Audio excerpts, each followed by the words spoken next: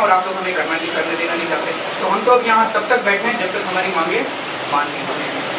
अब हमारे को आप लोगों की एश्योरेंस के ऊपर कोई भरोसा नहीं, बिकॉज एश्योरेंसेस तो बहुत देख चुके हैं। पेशेंस की लिमिट होती है, काम छोड़ के आते हैं ये क्यों आते हैं, और जितनी देर तक दादागिरी दिखाई नहीं देती आजकल के जमाने में, आई थिंक गांधीगिरी का कोई आपको होने वाला नहीं है। अभी आप सिग्नल टू यू पीपल भैया अपने ट्रैक पे आ जाओ, ये बहुत हो चुका, बहुत सीवेज लाइन इतना खराब है, 2 लाइन डाला है, आप लोग सुपरवाइज करना चाहिए था, पीडीए ने डाला होगा। अलाइनमेंट नहीं है, अलाइनमेंट नहीं है, फ्लो नहीं है। रोड जो बनाया 3 टाइम पीडब्ल्यूडी नॉर्म्स ही नहीं फॉलो किया, ये सब तो आप लोग देखना चाहिए।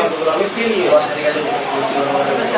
सड़कों का टेंडर के बारे में बताया गया था, सड़कें बारिश के बाद भी इंजीनियरिंग स्टार्ट हो जाएंगी। बारिश बंद हुए भी मैं कल में सारा भी 2-3 महीने हो गए। आप लोग ये पावर आप लोग पैसे दे रहे हैं। आज आपके नगर आयुक्त को हमसे मिलने आने का टाइम नहीं है, वो कहता है आप बैठे रहिए, हमने मैं नहीं आऊंगा जी, ये तो ठीक है, ये ऑफिस में है ना, इधर आ रहे हैं और शाम के कुछ लोग आए हुए हैं।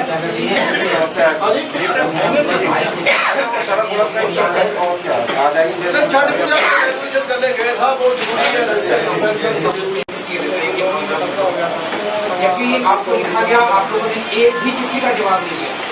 उसके बाद जब भी आप लोगों से मिला गया, नगर आयुक्त सीधा कहते हैं कि हमारे पास फंड नहीं है, हम आपकी समस्याओं का समाधान नहीं कर सकते।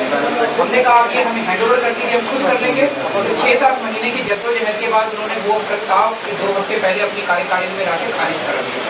और जबकि पब्लिकली वो एश्योर कर चुके थे, कि पब्लिकली अनाउंस कर चुके थे कि आपको हैंड ओवर कर देंगे, आप लोग खुद चला देंगे। तो अब आप लोगों का मैसेज ये है कि हम तुमको नर्क में रखेंगे, ना हम करेंगे ना तुमको करने देंगे।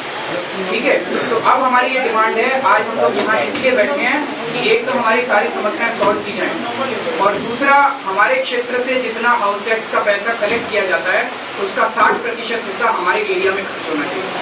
तीसरा, वो पैसा कैसे खर्च होगा ये हम आपको बताएंगे अपनी जनरल बॉडी मीटिंग करके, आप नहीं इसको खर्च करेंगे। जिन जिन चीज़ों पे हम बताएंगे उन्हीं चीज़ों पे पैसा खर्च होगा, और उस पैसे की पेमेंट तब की जाएगी कॉन्ट्रैक्टर को जब हमारी जनरल बॉडी मीटिंग उसका सेटिस्फैक्शन सर्टिफिकेट इशू करेगी, और उस क्षेत्र में कोई भी सड़क हमारी मर्जी के बिना काटी नहीं जाएगी। रोज एक सड़क काट देते हैं, रोज एक सड़क काट देते हैं, ये हमारी मोटी मोटी डिमांड है, आप इसको पूरा कर सकते हैं। पीछे एश्योर किया 2 साल हाउस टैक्स रोके रखे, तब उसके बाद में कमिश्नर साहब से बात हुई, बोले हाँ जी 15 मार्च को आपके कमिश्नर साहब वहाँ पे आए थे, पब्लिक में अनाउंस करके गए, ये सारे लोग वहाँ मौजूद थे कि 1 हफ्ते के अंदर ये सब चीजें आपको हैंड ओवर कर देंगे, आप हमें हाउस टैक्स के चेक दे दीजिए। पूरे कौशाम्बी के हाउस टैक्स के चेक हमने कब हैंड ओवर किए? 1 हफ्ते बाद कर रहे हो, उसका क्रेडिट तो ले लिया, उसका क्रेडिट ले लिया। तो इतने झूठे हैं कि उनको शर्म भी नहीं आते, हर जगह वो एश्योर करते हैं और हर जगह मुकर जाते हैं। उसके बाद महापौर जो हैं, महापौर ने एनडीटीवी के प्रोग्राम में एश्योर किया कि 1 हफ्ते के अंदर आपको हैंड ओवर कर देंगे। आडवाणी साहब ने उनको फोन किया कि आप इसको कीजिए, और उसके बाद उनके घर पे मीटिंग हुई जिसमें गाजियाबाद के कलेक्टर थे, नगर आयुक्त थे, उसमें उन्होंने एश्योर किया और उसके बाद सारा खारिज करा दिया।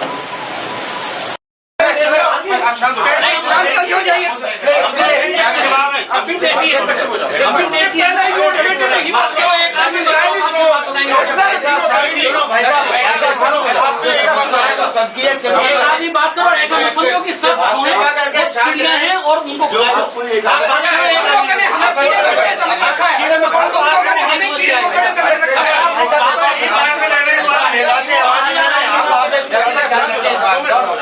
अगर कोई आदमी आपकी बात का जवाब न दे रहा हो उसके बाद तब तो आप कहें। अब आप सुनिए, थोड़ी देर सुनिए, हर एक सेंटेंस में अगर लफ्ज खींच के आप चलेंगे तो काम एक सेकंड आप भी मेरा बात ये है कि एक एक करके आदमी सवाल उठाए, उनकी बात सुने। इन्होंने जो कह दिया क्या वो गवर्नमेंट ट्रूथ है? इनके तो हाथ में क्या है? पहली बात तो ये है कि नगर आयुक्त यहाँ पे है, उनका जो काम करने का स्टाइल है वो जो इस नगर निगम को जानते हैं, मैं जानता हूँ, वो स्टाइल ऐसा है। जी आप इसकी पैरोकारी कर रहे हैं क्या? नहीं, पैरोकारी नहीं कर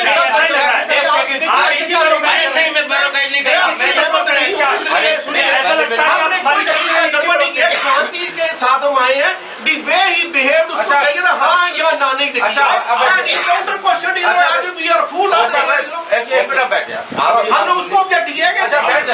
किसनी पावर तो यहाँ पे सारी पावर्स एक जगह कंसंट्रेटेड हैं और वो नगर आयुक्त में है। पर ये नगर आयुक्त ये भी नहीं है। Exactly. फिर हमें इनसे भी बात नहीं करनी चाहिए। नगर आयुक्त नगर आयुक्त मेरी बात मैं मोटा पहले मुद्दा बता दूँ। मुद्दा ये है कि हम लोग सब कौशाम्बी वार्ड से आए हुए हैं और पूरे गाजियाबाद की जो RWF फेडरेशन है उसको सपोर्ट कर रही है।